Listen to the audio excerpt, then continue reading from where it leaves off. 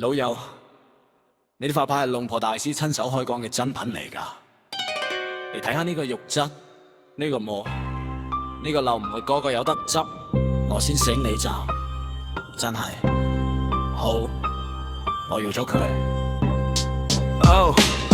阿猛藥強過陣對眼仲火辣辣，聽埋啲神話，以為今次可以發達。佢話你轉重的係你轉運嘅鎖匙，我近世成副身家諗住係個發達，大計幾支紅向喺夢境變圓轉圈，跪喺佛前仲以為自己有忽緣，20萬太肥買個虛無嘅傳奇，個個金殼閃到我睇唔出係一出大龍鳳，放大鏡下嘅光照唔透人心嘅黑，金殼入面舊木頭邊個喺倒流緊淚，我以為買咗信仰，原來買咗場騙局，佛牌呢場遊戲邊個知係大導演？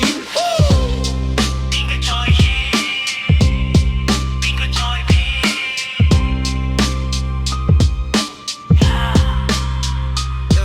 落去加，定師傅一睇就搖頭，玩呢個木唔啱啲色，總之係燃咗油。後生仔啲到水深，你仲喺岸邊行，心跳漏咗一拍，成個人好似跌落冰洞。翻去揾個位兄弟，佢話佢都係聽人講，已經包咗卡，電話打唔通，連微信都俾佢 block 咗。乜嘢避險守護，乜嘢招財由我，原來最要避嘅險係心入邊個裝貨。而家我頸上面仲掛住嗰件漏嘢，提醒自己唔好再聽埋啲天方夜譚，牌冇令我發錯，卻教識我點睇人，牌無真假係人心先有裂痕，望住塊鏡，自己個樣幾咁狼狽，呢幾萬蚊齋就係我交嘅學費，咪再同我講神，即先講下你嘅誠信，發喺心中錯啲人卻當佢係門生意。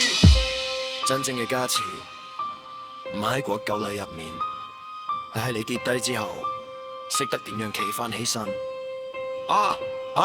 老細呢塊收唔收？唔收啊！呢啲新貨嚟㗎。